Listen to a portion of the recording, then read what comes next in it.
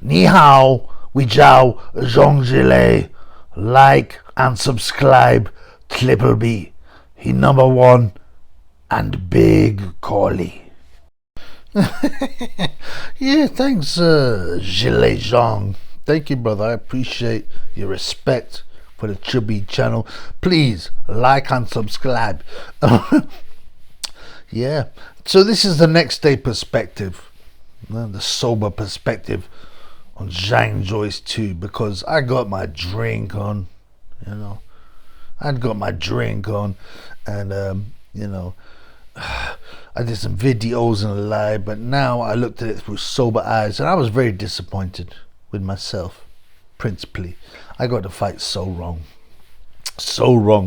I genuinely believed Big Joe Joyce had a chance after rewatching the first fight several times.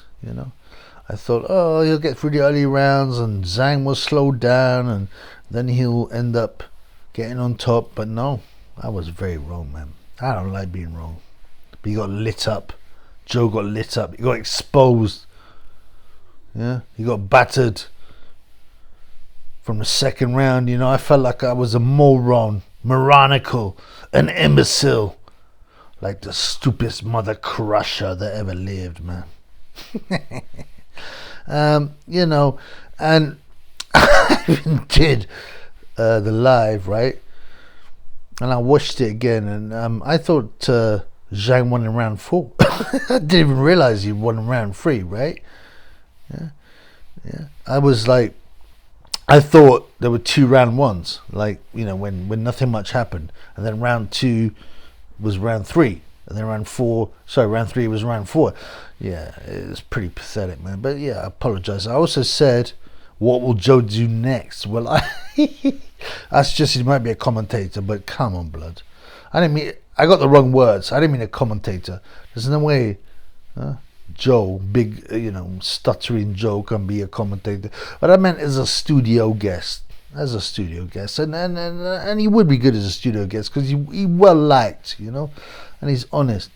But yeah, he couldn't be a commentator, and there's no real money in the studio guest. But the idea was, what does he do next? There's some British title fights for him if he wants it. I mean, I hate to say it, but Chisora, Gay, right? The winner of Adelaide, with Fabio Wardley. Yeah, I mean, there are fights from there. And when you're in the heavyweights, you're only one fight away from being back in the game and from a title shot. But there's, as I said, I rewatched the fight and I didn't realize how badly Joe got mulleted. Yeah. I seen a video. I think it was with Radio Rahid. Well, it was quite likable. But and Joe Joyce says, yeah, this is right after the fight in the dressing room. Yeah, I enjoyed the fight.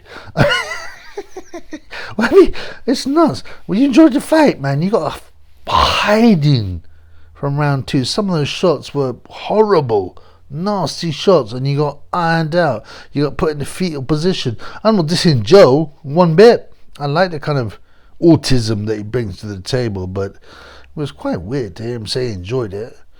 And it seemed to me that big Zhilei Zhang hit harder in the second fight than the first fight.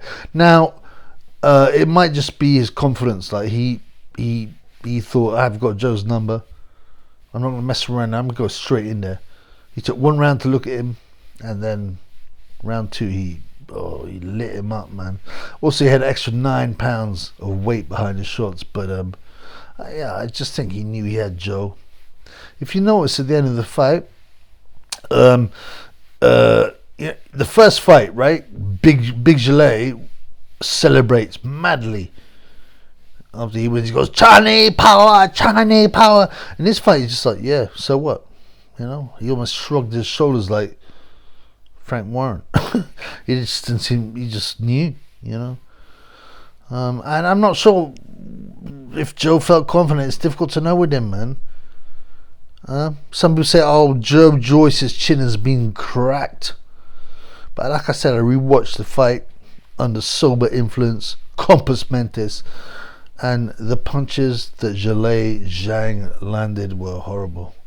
Full power shots, exactly at the right distance, going right through the target and the chin.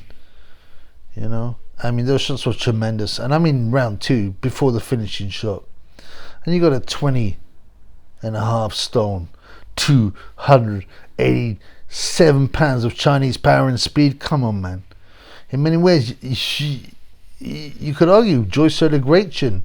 Some of those shots, I urge you to rewatch the fight and see the kind of shots he took. You know, and it's nuts. A 40-year-old guy from China showed so much speed, so much accuracy, so much power, some violence, some destructibility. It was a massacre. It was a massacre. And the big man was so confident, man. So, yeah, I mean, I was shocked in rewatching it, and I realized it only went 3 rounds, not 4, but, you know, and so I got one of my fans, Michael Malone, he said, last time Zhang, big bang, head off to Chinatown to smash through some Chinese brasses. Well, imagine what he's going to do now, or he's done last night. You imagine, man, you know, it's only 3 rounds, man. It's only 3 rounds. He's got plenty of energy left to smash through some Chinese brasses. And you imagine some small Chinese brass gets a customer, and she comes, you know, she comes to the reception and whatnot, and she sees the enormous Zhilei Zhang waiting for her. She's like, oh, you know, like, what the fuck? Zhilei was ready to take your business, man. And look, I've said many times, this is a boxing channel. It's a boxing channel. It's not a Corey channel. And I know Tyson Fury watches this channel. A lot of me fans have said that, and also he's made some sort of remarks. He definitely watches the channel, and he's a Corey expert, man. And I know that Tyson Fury is lying there wondering whether Zhang has a big Corey. I mean, Chinese people are not, you know, normally known for having a big Corey, but surely the Big Bang must be an exception, right? There's a Big Bang must be an exception, but you know, this is gross. It's not a Corey channel. We hope as boxing fans that the Big Bang, right, will go on to fight for the heavyweight title. That's the only way he can go. He's 40, you know. His name is now recognized. He must be the 3rd or 4th heavyweight in the world, right? He's got to fight Usyk or Tyson Fury. I don't know what's happening to Tyson Fury. I would not have a problem with Tyson Fury getting stripped.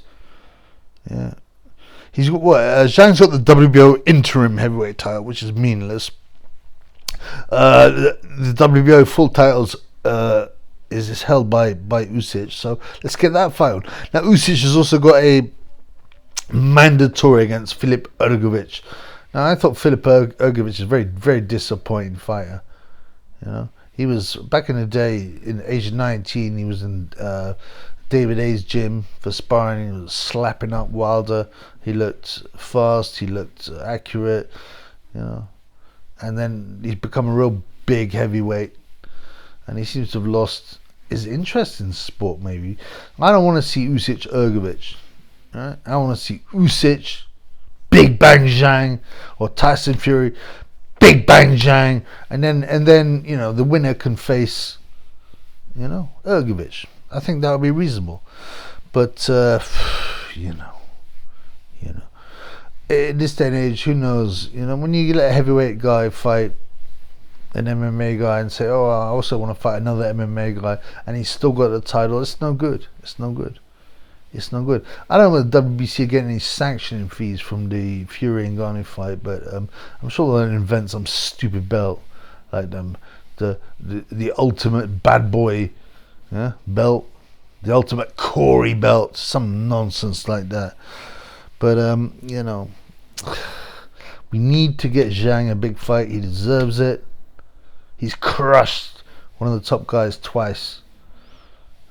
He's Chinese. So, we can get. It's possible to have a huge fight in China.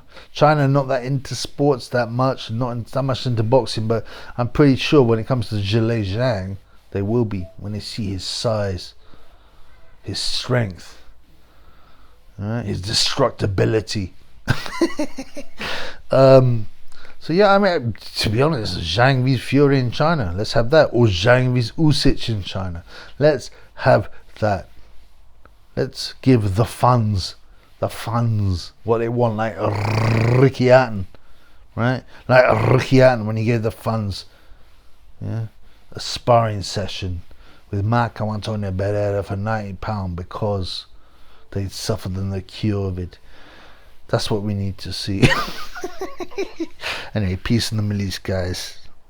Thank you. Like and subscribe, innit? Like Zhilei said.